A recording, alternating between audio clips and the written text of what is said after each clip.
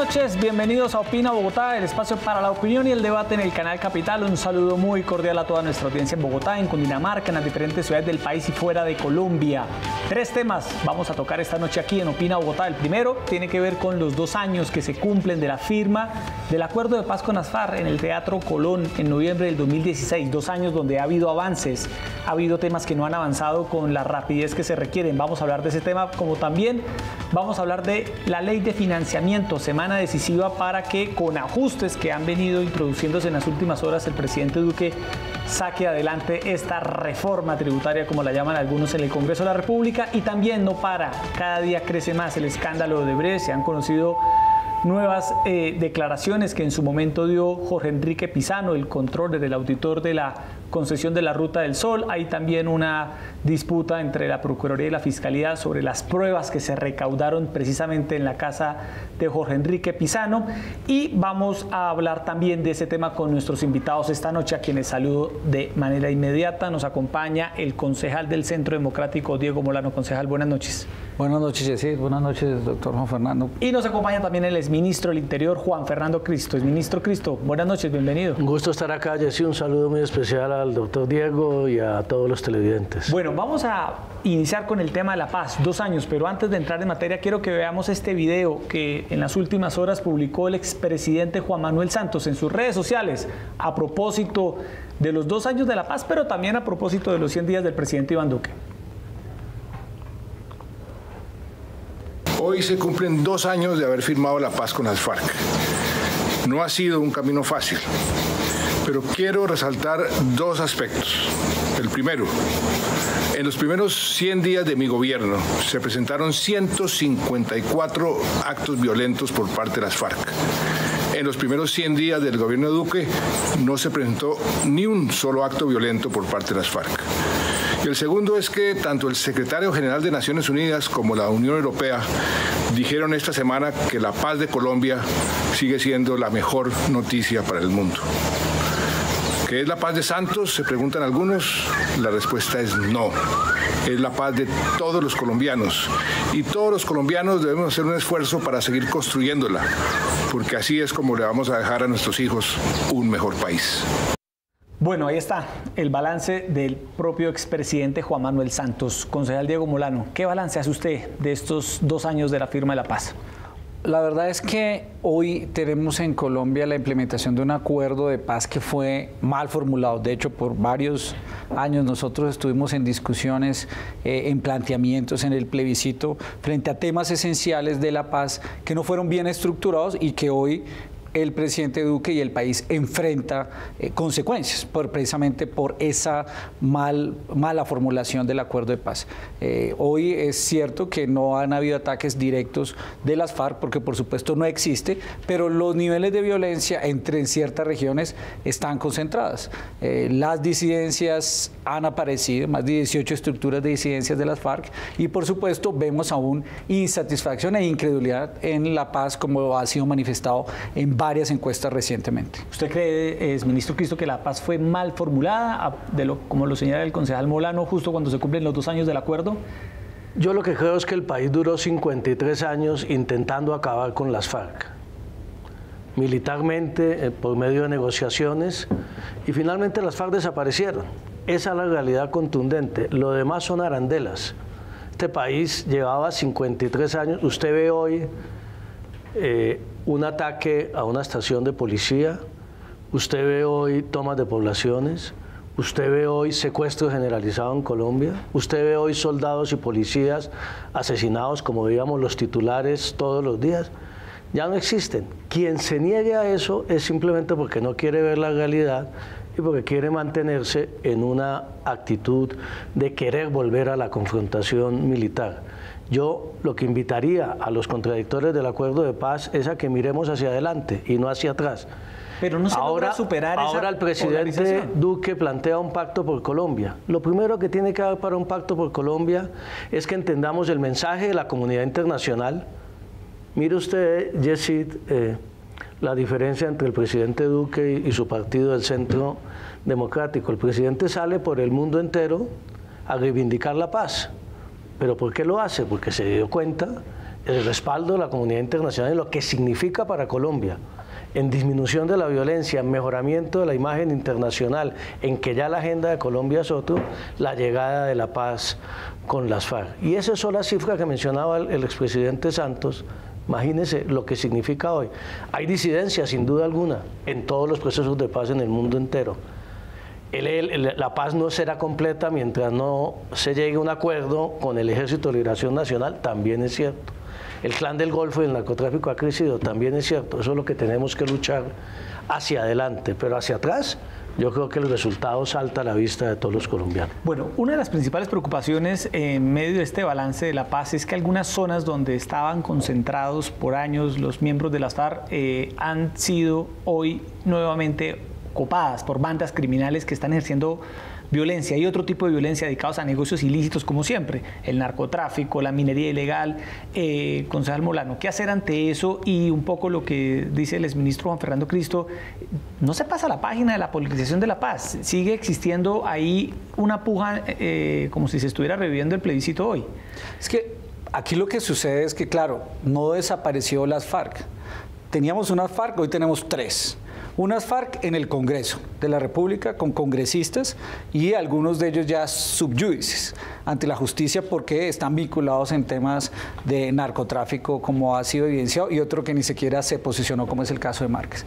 Unas FARC que ahora son disidencia, que tienen presencia con 29 grupos en más de 18 departamentos, pero no es que como usted lo menciona, se fueron unos grupos y llegaron los otros, es que siguen ahí ahora como disidencias de la FARC. O pregunte qué está haciendo Gentil Duarte en el occidente y en el oriente de Colombia reorganizando a la gente de las FARC, no son grupos diferentes. Y hay otras FARC que se quitaron el brazalete y se pasaron al ELN y se pasaron a las bandas, no fue que desaparecieran las FARC. 13.000 hombres desmovilizados en el proceso de las FARC, sin embargo hoy ahí hay grupos ya reorganizados y es la misma gente de las FARC, ya no tienen la carátula de las FARC, pero tenemos 3 FARC diferentes. Y aquí el problema no es si hay un reconocimiento internacional, es cómo ha mejorado la seguridad de los colombianos. Lo que nos importa es cómo se sienten los colombianos respecto a la violencia allí. Y mire lo que sucedió precisamente por lo que yo señalaba de la mal formulado del acuerdo. Durante todo el proceso de negociación no se controlaron los cultivos ilícitos, se permitió que el narcotráfico fuera un delito conexo al delito político, se nos llenó de narcotráfico el país y mire usted lo que está pasando en Bogotá con el microtráfico. Pasamos de ser un país productor a ser un país consumidor, que no es un problema solo de que los jóvenes estén perdidos hoy en el consumo, es la violencia que ha generado en el incremento de hurtos, o la violencia que ha generado porque ya la gente encontró que en ese tipo de acuerdos de paz hay impunidad. ¿Por qué en Colombia, después de casi una década y media, este año otra vez están comenzando a crecer las tasas de homicidio? O sea, estamos en la paz. Una de las principales críticas, y usted que fue funcionario durante muchos años del gobierno Santos, el tema de los cultivos. A mí me divierte mucho que al Centro Democrático le hace falta las FARC, ¿no?, para hacer la política. Necesitan un enemigo al frente para polarizar, para confrontar. Las FARC no existen, doctor Diego, las FARC desaparecieron. ¿Un partido político? Claro, no existe como movimiento en armas. Usted quería que siguieran matando y que siguieran asesinando y que siguieran tomando poblaciones. Claro, claro que existen. Eso no son las FARC, esos son unos grupos disidentes que tienen que ser combatidos por su gobierno como delincuentes. Sí, Gentil Duarte es según el acuerdo de paz, es un delincuente que ya no se acogió al proceso. Les hace mucha falta las FARC, al expresidente Uribe, al uribismo, las FARC les hace mucha falta para poder hacer política, para poder confrontar. Desconocer la realidad de lo que significó el acuerdo de paz para Colombia en materia de seguridad, ya que usted lo menciona. Vaya, mire el hospital militar, ¿para qué está siendo dedicado? ¿Cuántos soldados y policías se han salvado después de la firma del acuerdo de paz? Vaya y mire las tasas de homicidio en las zonas que tradicionalmente dominaban las FARC. Las tasas de homicidio han aumentado en los principales centros urbanos del país y ahí hay que hacer una política de seguridad ciudadana. Basta ver los noticieros de televisión, es que francamente desconocer la realidad me parece que es persistir en una equivocación y quedarse atados al pasado. Ese problema, ministro Cristo, ojalá de los cultivos ilícitos. Y una cosa muy importante, si siguen jugando a deslegitimar el proceso si no implementan el acuerdo, porque el acuerdo estuvo planteado para implementarlo a 15 años, no a 15 meses.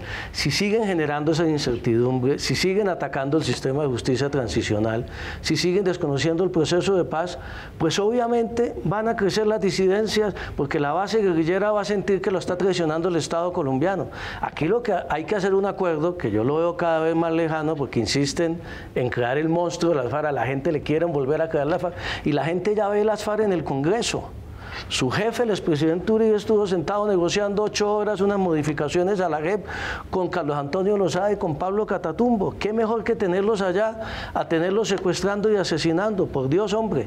Yo creo que lo que hay que mirar hacia adelante es cómo se rectifican. Claro que han crecido los cultivos ilícitos, sin duda alguna, hay que mirar a ver cómo se combaten.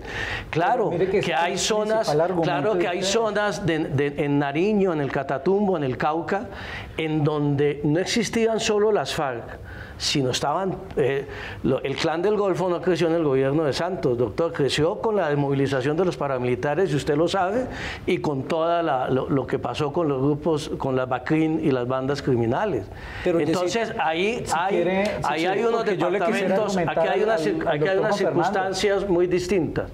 Unos departamentos en donde hay un enfrentamiento de las FARC con el Estado colombiano, en donde usted va y mira, la situación es otra. Vaya y pregúntele a la gente del Caquetá, del Putumayo, del Huila, si quiere que vuelvan las FARC, como pareciera que es el sueño de algunos. No, pero mire, doctor Fernando, y en otro, perdón, y yo termino, doctor Diego, y hay otros departamentos en donde convivían ELN, bandas criminales heredadas del paramilitarismo, y FARC, en donde esos departamentos, sin duda alguna, persisten unos problemas de seguridad graves que hay que afrontar. Que se solucionaron todos los problemas del país con la negociación con las FARC, no, pero venir a decirle al país que hoy el país está peor que cuando existían las FARC en materia de orden público y seguridad, desafía la más elemental lógica. Pero mire, ahí es un poco nuevamente ratificar porque sentimos que está mal formulado. La gran promesa del acuerdo de paz fue: el acuerdo de paz va a permitir desmantelar finalmente el negocio de narcotráfico.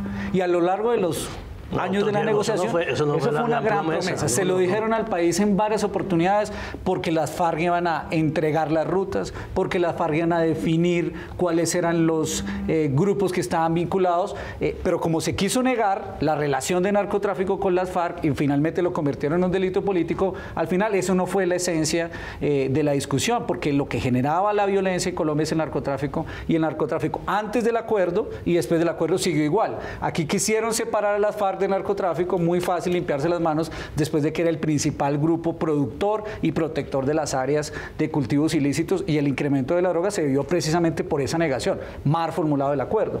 Luego viene la discusión que hoy dicen, no, es que el problema no eran las FARC el que generaba la violencia, sino que estaba presente el ELN, el EPL. ¿Cómo está Catatumbo hoy? ¿Cómo está un solo municipio, Ituango? Ituango, allí que estaba la presencia de la FARC todo el tiempo, no es hoy el municipio más violento de Colombia. Es una situación compleja. Entonces yo no estoy negando de ninguna manera. Está el país más mal que cuando el acuerdo de paz. De ninguna manera estamos diciendo que no haya violencia, pero fue mal formulado y sentó un presidente nefasto. El presidente Duque, exministro Cristo y concejal Molano, queriendo hacer lo que mucha gente temía, haciendo trizas el acuerdo. Es que además a eso quería referir yo. Nosotros hemos dicho no porque no quiera, sino porque no puede. El acuerdo de paz está mal formulado, y el Centro Democrático planteó en su campaña precisamente no hacer trizas el acuerdo, y en eso el presidente Duque ha honrado su palabra, sino modificar 4 cosas estructurales que no permitirían que hacia el futuro esa paz sea sostenible, y las estamos viendo. 1, el narcotráfico como delito conexo. 2, la discusión que se hizo en democracia, y eso muestra la voluntad de enderezar el acuerdo, la reforma a la JEP para que tuviera una sala especial para los militares, y precisamente ahí es donde demuestra la disposición del presidente, expresidente Uribe y senador, sentado con los miembros de la Comisión Primera buscándole una salida, como los militares tienen otro tipo de procedimientos en la JEP, y adicionalmente la vinculación para que no se permitiera que la JEP juzgara los delitos contra los niños, contra el abuso sexual, que desafortunadamente tumbó la Corte Constitucional. Esos precedentes, el Centro Democrático se ha mantenido y ha buscado rectificar el acuerdo para que sean sostenibles. Y por otro lado, pues claro, ahora le dicen al presidente Duque que tiene que implementar el acuerdo, pero los procesos iniciales que tuvieron en estos 2 años, desde hace un año, de implementación del acuerdo son muy limitados. Lo que tocó recibir al presidente Duque es un acuerdo que inicialmente está estimado para poder salir adelante en 120 billones de pesos, que la Contraloría en su informe reciente dice que cuesta 150 billones con un presupuesto financiado y sin cumplirle a los campesinos, sin cumplirle a los guerrilleros que se desmovilizaron. Eso fue lo que encontró el presidente Duque y ahora pues le toca sacarlo adelante y él está comprometido en hacerlo y es parte de la necesidad de financiamiento. Dos comentarios, es decir, primero, pues se ve claro que después de los 100 días de gobierno del presidente Duque, el espejo retrovisor está en toda su dimensión. Miren hacia adelante, Diego, no sigan mirando hacia atrás. Segundo, no es cierto que no se le ha cumplido a los guerrilleros y a los campesinos. En los espacios territoriales hay 5.000 guerrilleros, les está llegando su salario. Usted conoce muy bien cómo fueron los procesos de reincorporación, tanto de los paras como en general a través de las redes sociales del gobierno. Tercero, lo que se ha demostrado además con el tema del narcotráfico, y ahí están las cifras, no hay que dar muchas vueltas, es que se sobredimensionó además el papel de las FARC en el narcotráfico en Colombia. Terminó viéndose que las FARC manejaban un 25 o 30% del narcotráfico en Colombia y no el 70 o el 80% que creíamos todos. Aquí está desbordado el tema del narcotráfico porque también hace falta una política pública de verdad globalizada internacional para combatir el narcotráfico. Con el crecimiento del consumo en Europa y en Estados Unidos vamos a seguir teniendo el problema con ELN, con FARC, con bandas criminales, con bandas en las ciudades. Y en tercer lugar, el presidente Duque al llegar encontró 2 obstáculos muy grandes para modificar sustancialmente los acuerdos de paz. Primero, la composición de la Comisión Primera del Senado, que el gobierno no la maneja, que hay unas mayorías claras comprometidas con el acuerdo de paz, y por eso me parece que ya lo que hay es un discurso del Centro Democrático insistiendo en los temas que mencionaba el doctor Molano, que ya simplemente es un discurso para las bases, para la gente que votó el plebiscito en el no, y deberían doblar esa página, que no tiene viabilidad. Y segundo, la comunidad internacional de todas las maneras, la Unión Europea, Noruega, Estados Unidos, obviamente Naciones Unidas, le ha dicho al gobierno de Duque hay que cumplir el acuerdo como está, si no, ¿cómo se le va a exigir a las FARC que cumplan el acuerdo como exige el Estado, un cumplimiento de buena fe, si el Estado está viendo permanentemente a ver cómo lo modifica? Bueno, ahora, ministro Cristo y concejal Diego Molano, hablemos de la ley de financiamiento. Empieza una semana decisiva para lo que es este proyecto del gobierno Duque, que busca 14 billones de pesos, aunque hoy la Contraloría ha dicho que son 30 billones de pesos el hueco fiscal para financiar planes, proyectos de índole social. Ha habido ya una decisión de no gravar más productos de la canasta básica familiar. Se habla ahora de un acuerdo para gravar otro tipo de temas, por ejemplo, las pensiones que superen los 8,4 millones de pesos, entre otras. Pero ministro Cristo, aprovechando su presencia hoy aquí en Opina Bogotá, hay una discusión, concejal Molano, sobre si el presidente Duque recibió o no este hueco en el Estado. Colegas del gabinete en el que usted estuvo dicen que no, que eso no es verdad, pero los funcionarios del gobierno del presidente Duque han dicho que sí. Esa es otra demostración de que al país no le conviene el espejo retrovisor. Estamos en plena discusión de mirar hacia adelante qué es lo que necesita el país para garantizar su sostenibilidad fiscal, y lo que vemos es una controversia permanente entre el tamaño del hueco fiscal. Todos los presupuestos siempre están desfinanciados al terminar un gobierno. Todos los presupuestos necesitan obviamente una ley de financiamiento para garantizar, especialmente los programas de gobierno que plantea el presidente entrante. El presidente Santos hace 8 años recibió en cifras de la época un presupuesto, un hueco, se decía en ese momento, de 21 billones de pesos. También todas las cifras son discutibles, depende de cómo las tome. Y en ese momento no se hizo este escándalo de hoy. Yo creo que aquí lo que hay que hacer es mirar cómo se mantiene, porque esos mensajes del gobierno nacional de un déficit fiscal alto le hacen mucho daño a la economía hacia afuera, ¿eh? Cómo se mantiene la calificación de riesgo del país, cómo se mantienen las tasas de interés, cómo se mantiene el endeudamiento interno y cómo se hace una reforma seria. A mí me parece que hoy ya se perdió la posibilidad de hacer una reforma seria, porque todos quienes conocemos el Congreso sabemos que si a 15 días de terminar el periodo no hay una estructura, no hay una ponencia, no hay una línea clara del gobierno, lo que presentó el gobierno inicialmente se ha modificado por parte de todos los sectores, pues lo que va a empezar ahorita es una colcha de retazos a tirar, a coger de aquí, a coger de allá sin ningún criterio técnico que me parece que le hace daño al gobierno. Y finalmente en esta materia yo creo que es bueno, sin duda alguna, bajar la renta a las empresas para promover competitividad. Yo creo que es bueno estar pensando en la devolución del IVA para adquisición de bienes de capital para generar inversión en el país y para generar más competitividad, pero lo que no pueden es hacer eso a costa del bolsillo de los pobres y asalariados y a costa de no desmontar exenciones. Es que en esta reforma lo que vienen son más exenciones aún de las que veníamos anteriormente para algunos sectores. Entonces usted se imagina cómo va a ser el debate en el Congreso en las próximas semanas, mirando exención por exención, mirando el tema del IVA, porque lo que sí es totalmente inequitativo es venir a generar una reforma que favorezca a los privilegiados, que favorezca al gran empresariado a costa del bolsillo de los colombianos menos favorecidos. Concejal Molano, sus impresiones sobre esta ley de financiamiento y la diferencia que existe sobre este tamaño del hueco fiscal. No, yo creo que no es espejo retrovisor, es saber cuando uno comienza a comprar una tienda y va a comenzar a administrar la tienda, tiene que tener las cuentas claras, tiene que saber qué tiene que vender en los próximos años, qué tiene que asegurar en términos de ingresos, cuánto se va a gastar para saber qué hace para financiar el funcionamiento de esta tienda. Y eso es lo que el presidente Duque ha hecho, es definir cuánto es los recursos que necesita para operar el país. Y la diferencia entre una cifra, que es la del gobierno nacional, cuando dice tenemos un déficit de 14, y con el grupo de algunos exmiembros del gobierno que señalan que son 5, es una cifra esencial, porque inclusive yo participé del empalme, y en ese empalme se señala que estuvimos en solo uno, que es el Departamento de Prosperidad Social, no estaba la plata para pagar 2 ciclos de Familias en Acción.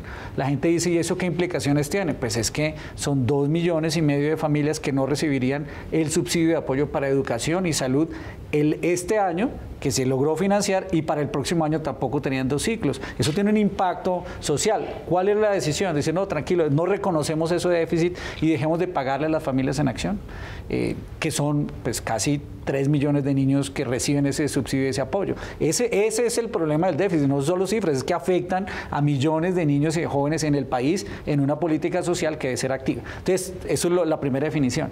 ¿Qué debe buscar la ley de financiamiento y qué es lo que ha planteado el presidente Duque en esta primera opción? Que se le ha hecho. Claro, lo primero es el principal punto que era... No, el principal punto, y en eso coincido con el doctor Cristo, es cómo reactivamos la economía. El propósito fundamental para poder garantizar la sostenibilidad de la economía era cómo garantizamos que la disminución de la renta, permitiendo a las empresas, sobre todo a las pequeñas y medianas, desahogarlos de tanta asfixia tributaria, permitirles invertir, que los bienes de capital precisamente puedan volver a ser parte de su ejecución y su inversión, activaría el empleo, activaría la inversión y por supuesto una economía más fortalecida le permite al país salir adelante mucho más fácil y ese es el propósito principal de la reforma.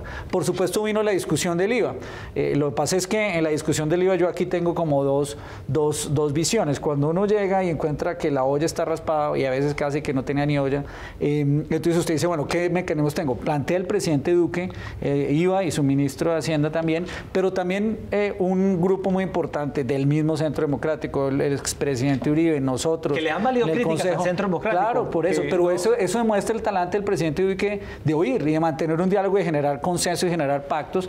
Pues se llegó a la conclusión de que no se requería el IVA, pues que no era adecuado en este momento económico y se plantearon y se están buscando otras alternativas, porque precisamente se iba a golpear a la clase media colombiana en un momento que no se recuperó la economía. Ahora se busca grabar a los de mayores ingresos, pero también el énfasis de la reforma es en alternativas diferentes, porque desde el principio se pensó en cómo se mantiene la inversión social para los familias más pobres de Colombia, porque eso es lo fundamental, mantener ese nivel de inversión y ahora activar la economía, es el propósito. Ministro Cristo, siempre se ha hablado de que Colombia necesita una reforma tributaria y ninguna reforma aquí en el país ha logrado solucionar los problemas de manera estructural. Cada 2 años, y usted que estuvo en el gobierno Santos, se habla y se habla de una reforma tributaria y nunca resuelve los problemas de fondo. Sí, porque siempre se toma el último mes de cada vez que se presenta la reforma y siempre termina pupitrazo y siempre termina como una colchaguetazo. Eso es absolutamente cierto, no es de ahora, de hace tiempo, y ahora vamos a repetir la equivocación de manera más grave aún. Pero varias reflexiones. Primero, yo creo que el gobierno cometió una profunda equivocación planteando el IVA a la canasta familiar, 11 billones de pesos. Yo creo que le salió muy mal económica y políticamente. Y yo creo que no es que haya escuchado, sino que simplemente no era viable aprobarlo en el Congreso porque ningún partido lo iba a aprobar, ni siquiera el Centro Democrático. Entonces, ahí van a empezar a pedacear la reforma. Obviamente ya ninguna reforma va a recoger 14 billones de pesos sin el IVA, ya están hablando de 7, 8 billones de pesos, lo cual demuestra que sí se puede ajustar el gasto. Es que fíjese usted qué curioso, es decir, el gobierno de Santos, el gobierno de Rochón, el gobierno que gasta, el gobierno presentó un proyecto ajustado para el déficit fiscal, para la regla fiscal, y este gobierno fue el que aumentó el presupuesto en 14 billones de pesos. No vamos a entrar a desmenuzar lo que decía el gobierno sobre el déficit. Le menciono solo un tema: subsidios a los servicios públicos. Se había ya determinado que se acababa el subsidio al estrato 3 de la población colombiana de servicios públicos. Usted lo puede discutir si es bueno, regular o malo, pero un país que está avanzando, un país cuya clase media ingresaron en los últimos 8 años más de 4 millones de colombianos a la clase media, no puede mantener subsidios eternamente. Entonces, este gobierno dijo, no se desmonta el subsidio, entonces vaya y consiga los 3 billones de pesos. O el sector de la salud, viene con un déficit acumulado desde la ley 100, no digamos que desde el gobierno ni Santos ni Uribe, con las EPS sí es un déficit acumulado que nadie sabe ni siquiera cuál es el déficit. Este gobierno de Duque iniciando dice, vamos a hacer una ley de punto final y a pagar todas las deudas, entonces necesitamos 4 o 5 billones de pesos más. Pues esas son las propuestas del presidente Duque que tiene que financiar, pero no es el hueco fiscal. Aquí lo que hicieron fue recoger las solicitudes de cada sector, lo que yo también de ministro del Interior recuerdo que le pasaba carta al ministro de Hacienda diciendo necesitamos más recursos para esto, para seguridad ciudadana, para política de derechos humanos, y no había, o para la Unidad Nacional de Protección, por citar casos de emergencia. Lo que a mí me parece que va a salir muy mal la reforma, yo creo que va a salir política y económicamente mal. Lo más sensato hoy sería realmente retirar esa reforma tributaria. Yo creo que me parece que si se ajusta el gasto con la recuperación de los precios del petróleo, con una serie de medidas de fortalecimiento de la DIAN, se pueden recoger los 6, 7 billones de pesos que va a terminar esta reforma tributaria, no va a ser más. Imagínense, por ejemplo, están planteando el impuesto a las pensiones de más de 9 billones de pesos. Puede sonar equitativo, puede sonar lógico, es un ahorro que han hecho muchos colombianos y pagaron sus cotizaciones, y eso le significa 200.000 millones de pesos al año. Eso es todo lo que le significa al erario público. Están planteando el impuesto a la cerveza y a las gaseosas, que vendrá un gran debate. A toda la pero cadena, creo que todo, hoy en día ya hay todo improvisado y pretenden en una semana sacar la reforma tributaria en comisión y en una semana en plenaria, lo cual yo creo que ahí nadie sabe realmente finalmente qué es lo que va a salir. Gonzalo Bolano, ¿qué suerte debe correr la ley de financiamiento con esos ajustes que se le han hecho? Con estos ajustes el Centro Democrático, por lo menos usted que había expresado sus reparos, ¿ahora sí la apoya? No, nuestro principal reparo inclusive no fue un planteamiento que le hicimos al presidente de la bancada del Centro Democrático, inclusive la bancada de concejales, estuvimos hablando con él, planteando el problema del IVA, el IVA a la canasta familiar por los efectos que tenía, que tiene la clase media. De resto, nosotros creemos que la reforma pues va en la dirección correcta. Sin embargo, sí hay 3 cosas que son prioritarias para las próximas semanas. Es que, doctor Juan Fernando, uno no puede esperar que un déficit como el que se señaló pues se ha abordado de una forma estructural y de mediano y largo plazo. Retirar esa reforma en este momento es crítico para el futuro del país, porque la verdad es que hay unas finanzas del Estado que financian una serie de programas que son fundamentales. Sostener Solo Familias en Acción, que es un programa que yo conozco muy bien. Ese programa, desmontarlo, no es un programa fácil de desmontar, de hecho es un programa que ayuda, pero si usted no lo financia y no lo logra financiar, significa decirle a las familias, sálganse. Es que es muy fácil decir, desmonten los programas. Y esa es una advertencia del ministro Carrasquilla y del propio presidente. Si no se buscan estos recursos, hay que hacer recortes en el presupuesto. Claro, pero entonces, y el problema ese es un tema vital. O sea, ahí son 2,5 millones de familias. Uno puede decir, hagamos la revisión del CISBEN, definamos qué familias deben tener cobertura o no, pero eso no puede uno de tajo por firma decirle, tranquilo, no hay el próximo año familias en acción que no los vamos a atender. La revolución social que se nos presentaría es inmensa. Los procesos sociales requieren procesos de apoyo. A mí me parece que va en la dirección correcta. Yo creo que ya hay más consenso, se ha sentado el presidente Duque, el ministro, las bancadas organizando, y hay que darle una salida, porque es que la situación fiscal que encuentra el presidente Duque, por supuesto, es compleja. O sea, el nivel de endeudamiento, la necesidad de financiar las vigencias futuras, es que dejaron financiadas muchas obras desde el futuro con vigencias futuras, que eso no sale del aire, eso hay que pagarlo, y lo va a tener que pagar el Estado colombiano por los compromisos. Solo con una preocupación suya, el acuerdo de paz. ¿Quién va a pagar el acuerdo de paz? El acuerdo de paz lo vamos a pagar todos los colombianos, y es necesario financiar, en este caso, 120 billones de pesos en los próximos años para implementar el acuerdo. Entonces, no se hacen modificaciones, pues claro, también el país tiene que hacerlo, y eso es una demostración de que este presidente Duque tiene la voluntad de poder sacar adelante los diferentes acuerdos sociales, económicos y políticos, en este caso como el acuerdo de paz. Así que hay que sacar la reforma de financiamiento como un tema de garantizar la sostenibilidad de todos los programas. Por lo menos, Diego, con la bancada del Centro Democrático trató de pararnos la valorización de Bogotá. Todo le estoy haciendo el reconocimiento, porque es que la clase media en Bogotá ya no aguanta más, ni los asalariados. Es que la gente se ha concentrado en el IVA, la canasta familiar. Todo lo que va a significar el tema de vivienda usada, la eliminación de beneficios para los asalariados en la deducción de renta, eso va a pegar duro. Y ahora les dio en Bogotá prometiendo una valorización tras de que ya estaba financiado y está financiado el metro, está financiado las troncales de Transmilenio. Hay unas grandes obras, financiar obras hacia futuro. Y seguirle colgando, le reconozco a Diego, o sea, que el Centro Democrático no votó el impuesto, fíjese usted, no lo votó ni el Centro Democrático ni el Polo, se juntaron los extremos. Ese punto los partidos, el Partido Liberal y el Conservador votaron felices la valorización de Peñalosa, incluso en contra del vicepresidente Vargas. El impuesto a las bebidas azucaradas, eso que decía ahora el concejal. A mí me gusta.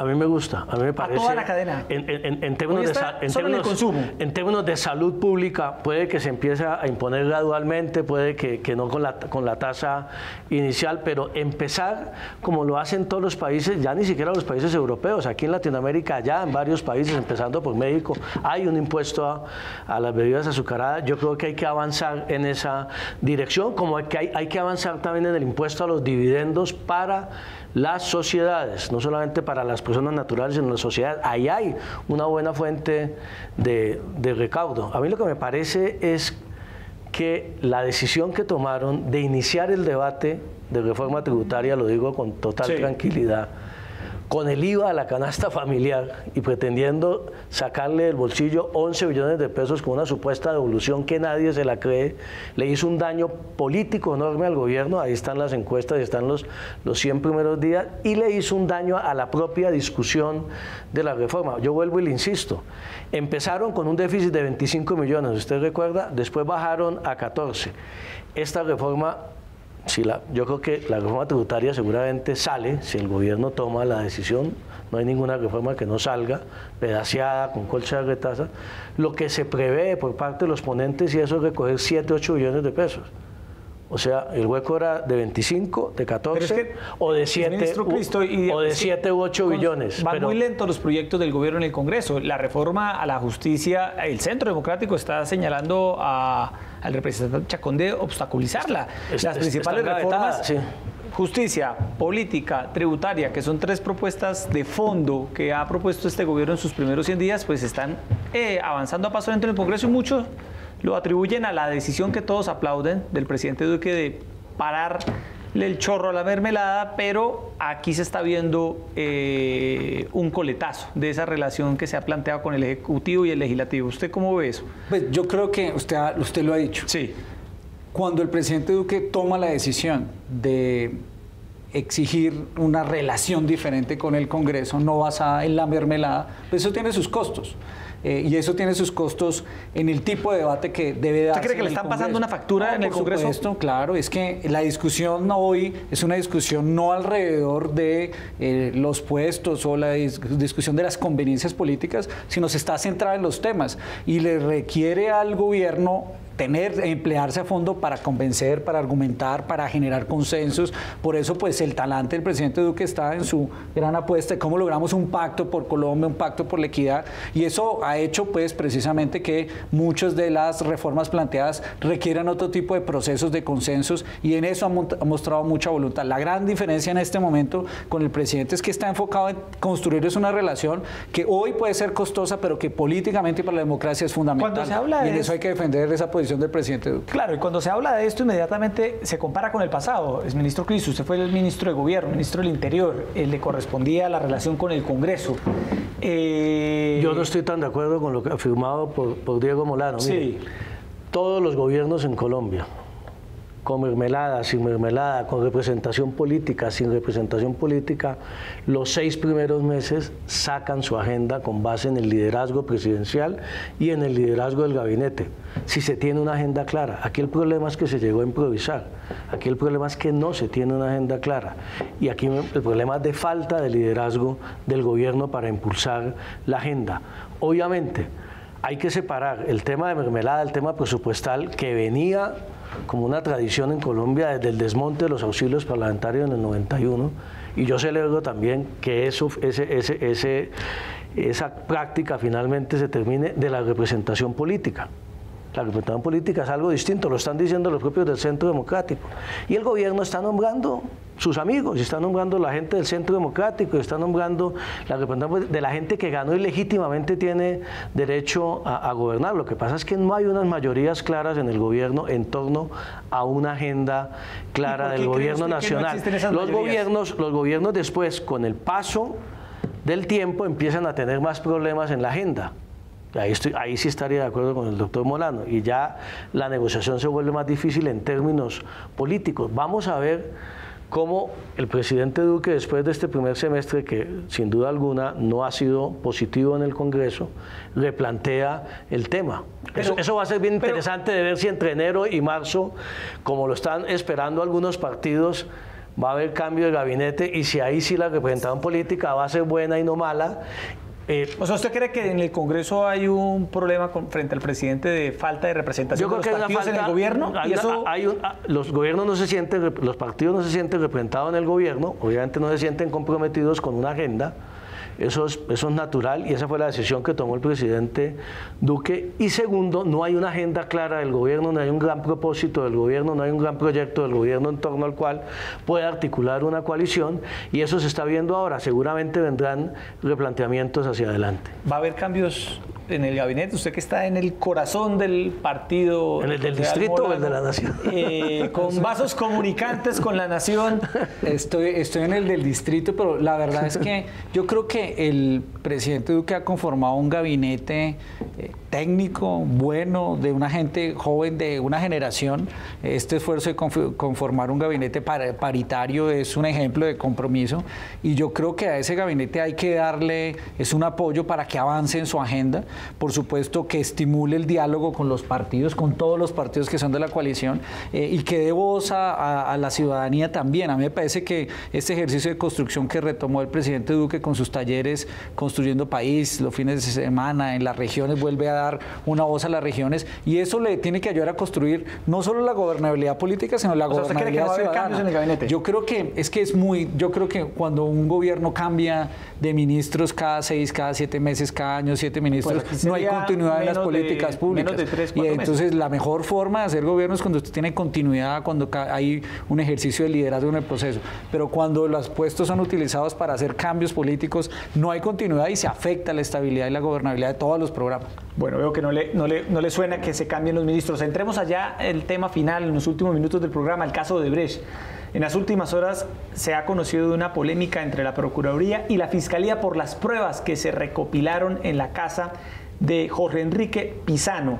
Ministro Cristo, ¿usted qué análisis hace de lo que ha sido esta polémica? Ahora tiene que ver con que parece ser que tenían 36 horas para legalizar estas pruebas, pero se tardaron más días, entre ellos el tarro de cianuro, aparatos electrónicos de Pizano. Conozco, Jessy, pero en general el caso, los ¿cómo lo está detalles, yo lo que diría, como es natural, es que ante un juez de garantía se tienen que legalizar las pruebas en las siguientes 36 horas. 36 horas, así es. No sé si eso sucedió o no sucedió, tendrán que definirlo las autoridades. No sé si la Fiscalía fue acompañada en ese proceso de la familia, estuvo con la familia. De la Procuraduría o de un juez de garantías, o pareciera que no. Pero este episodio puntual, este debate que usted menciona, nos lleva a una reflexión más general. Nos lleva a la reflexión de que después de todo lo que ha sucedido, es obvio y natural que hay una serie de circunstancias que generan que buena parte de la ciudadanía, de la opinión pública, no tenga una tranquilidad, una confianza total en la marcha de las investigaciones. Y por eso es que yo celebro que el propio fiscal general de la Nación y la vicefiscal le hayan solicitado a la Corte Suprema de Justicia que proceda de manera excepcional a nombrar un fiscal ad hoc por fuera de la entidad propia de la Fiscalía. Con un equipo aparte independiente. Para que todos los colombianos, pues yo ya no sé el detalle, pero por lo menos fueron y plantearon la necesidad de nombrar un fiscal ad hoc. Yo creo que en eso se está generando un consenso en el país para darle tranquilidad, para que las investigaciones marchen, para que se acelere, porque yo creo que lo que hoy estamos esperando los colombianos, yo ayer viendo los noticieros y viendo las nuevas grabaciones y todo, uno pensaba los ciudadanos que están pensando sobre esto. O sea, hay un montón de empresas, fachada parece, que utilizó Odebrecht para la corrupción, para sacar plata de los colombianos. Esa plata es de los colombianos. Estamos hablando de 55.000 millones de pesos, ya van los sobornos de Odebrecht para las obras. La gente quiere ver responsables, no solamente responsables en el sector público, responsables también en el sector privado que genera esta corrupción en el sector público.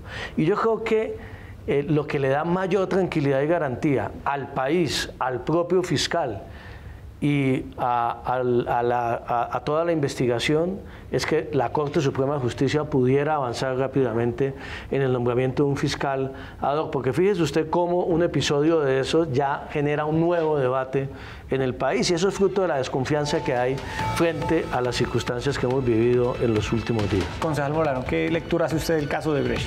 Yo creo que lo que está de fondo es la necesidad de una reforma a la justicia estructural. Uno debería, este proceso muestra cómo realmente Colombia necesita una reforma a la justicia estructural, donde haya magistrados y fiscales dedicados solo al tema de justicia, que no haya esa posibilidad de saltos entre el sector público y el sector privado, sino hombres del mejor talante, preparados toda su vida para administrar justicia. Yo creo que eso es una discusión que en la reforma de la justicia hay que hacerlo, y eso permitiría tener otro tipo de justicia en Colombia, porque a mí me parece que precisamente lo que refleja este caso es que la justicia no solo es un problema pequeño, es un problema estructural que permite tener independencia y formar a los mejores hombres toda su vida para impartir justicia como magistrados, como fiscal. Lo segundo en este caso me parece que es la decisión de ir hacia estipular la creación, la asignación de un fiscal ad hoc es una salida muy importante. Definitivamente el fiscal Néstor Humberto Martínez, al proponer esa salida, pues reconoce que ahí hay un conflicto de interés y que tiene que ser una persona absolutamente independiente que aborde la investigación. Pero el requisito fundamental, doctor Juan Fernando, es que eso tiene que tener celeridad, porque en el país este caso ha tomado tanto tiempo, no han habido resultados a pesar de todas las investigaciones que se han abierto, que se ha perdido credibilidad, y es uno de los peores casos que tiene la gente hastiada contra las instituciones, con la política, con el sector privado, y está erosionando la credibilidad de toda la sociedad en las instituciones, y por eso se necesitan resultados y que llegue hasta las últimas consecuencias en la investigación. Bueno, pues ahí está Juan Fernando Cristo, es ministro del Interior, y Diego Molano, concejal de Bogotá por el Centro Democrático, analizando los temas de la actualidad nacionales. Ministro Cristo, gracias por estar. Bueno, muchas gracias, Yacir. Ahí me cuentan fuentes que usted muy pronto va a hacer un anuncio de un nuevo partido en Colombia.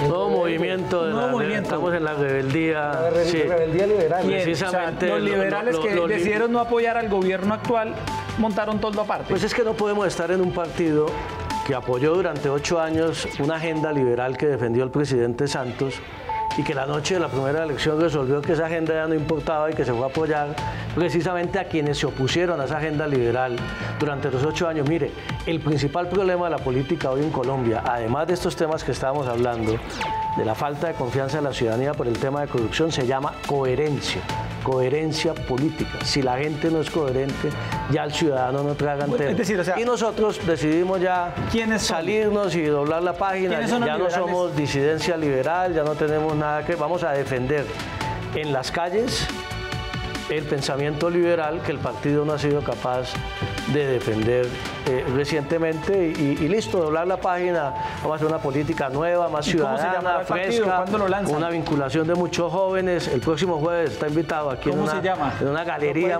en Bogotá. No. Si no me daña el evento el jueves, no. El ministro Cristo, pero gracias. Vamos a estar ahí con un grupo de ministros liberales, de gobernadores, toda la organización de jóvenes del partido en todo el país que no estuvo de acuerdo con la decisión que tomó el expresidente Gaviria.